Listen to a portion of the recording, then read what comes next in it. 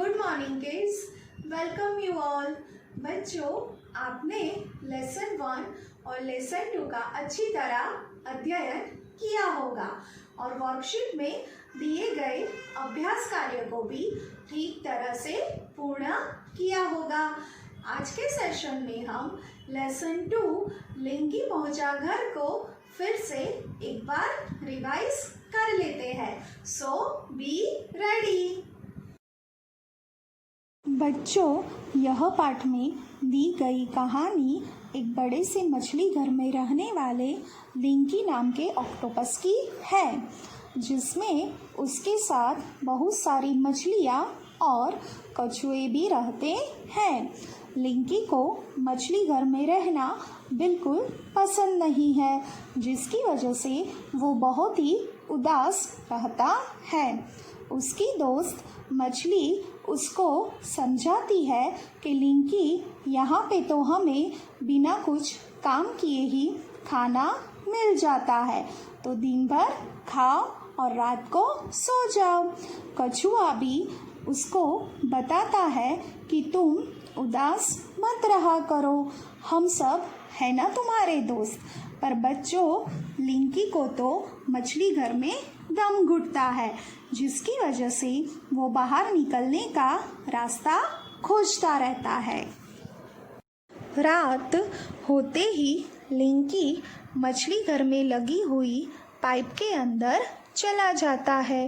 पानी के तेज बहाव की वजह से लिंकी पाइप को पकड़ के रखता है। तभी लिंकी देखता है कि यह पाइप तो अंदर से बहुत छोटी है, पर इसी पाइप से पानी भी आ रहा है, तो पाइप का जो दूसरा सिरा है वही मुझे बाहर ले जाएगा। लिंकी को लगता है कि सवेरा होते ही सब लोग उसकी तलाश में लग जाएंगे, इसलिए लिंकी जल्दी करता है। बड़ा सा पंखा चलता हुआ देखकर लिंकी को अपनी सारी मेहनत बेकार हो गई ऐसा लगता है। लिंकी की आँख भी बाद में लग जाती है। अचानक से लिंकी की आँखों में चमक आती है, जैसे उसको कुछ सूझा हो। लिंकी मुड़कर पीछे जाने लगता है। थोड़ी दूर से वापस आकर लिंकी बिना कुछ सोचे ही छलांग लगाता है और बड़े से समुद्र में पहुंच जाता है। समुद्र में पहुंचते ही लिंकी अपने आप को आज़ाद समझता है और अपने घर की ओर निकल जाता है। बच्चों, तो इस पाठ में हमने देखा कि लिंकी खूब मेहनत कर अपने घर तक पहुंचता है। हमें अपनी खुशी के लिए कभी भी पशु पक्षियों को कैद करके रखना नहीं चाहिए। वो लोग अपनी इच्छा से स्वतंत्रता पूर्वक रहने में ही ज़्यादा खुश रहते हैं। बच्चों, अब हम लेसन में आ रहे ग्रामर के 3 टॉपिक भाषा, अनुस्वार और अनुनासिक को भी रिवाइज कर लेते हैं। बच्चों, हम हमारे मन में आए हुए भावों या विचारों को बोलकर या लिखकर सामने वाले व्यक्ति को बताते हैं और सामने वाला व्यक्ति हमारे मन के विचारों या भावों को सुनकर या पढ़कर समझता है। इस तरह भाषा के माध्यम से हम अपने विचारों का आदान प्रदान करते हैं। भाषा के 2 रूप होते हैं, मौखिक भाषा और लिखित भाषा। बच्चों, मौखिक भाषा वो होती है जिसमें हम अपनी बात बोलकर सामने वाले को समझाते हैं, जैसे बातचीत करना, भाषण देना, कहानी सुनाना आदि। और लिखित भाषा में हम अपनी बात लिखकर सामने वाले को समझाते हैं, जैसे कि किताबें, अखबार, पत्र लेखन आदि।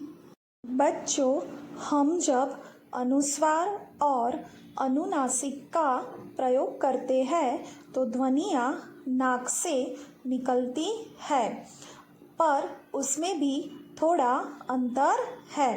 तो आइए हम वो अंतर को समझ लेते हैं। अनुस्वार। अनुस्वार के उच्चारण में सांस नाक से ज़्यादा बाहर निकलती है और मुंह से बहुत कम।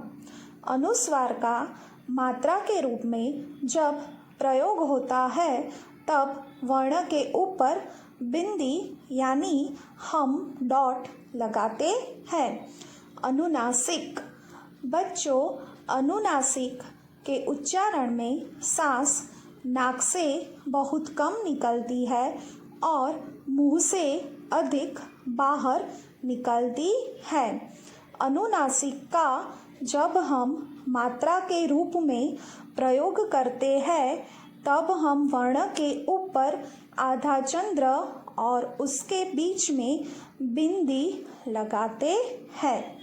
बच्चों, अब हम अनुस्वार और अनुनासिक की मात्रा वाले कुछ शब्दों का पठन कर लेते हैं। सबसे पहले हम पढ़ते हैं अनुस्वार की मात्रा वाले शब्द। गंगा, झंडा, ठंडक, दिसंबर। कंपन, चंचल, संदेश, बसंत। अब हम पढ़ेंगे अनुनासिक की मात्रा वाले शब्द। गांव, कांच, टांग, पूंछ। आंगन, उंगली, अंधेरा, बांसुरी।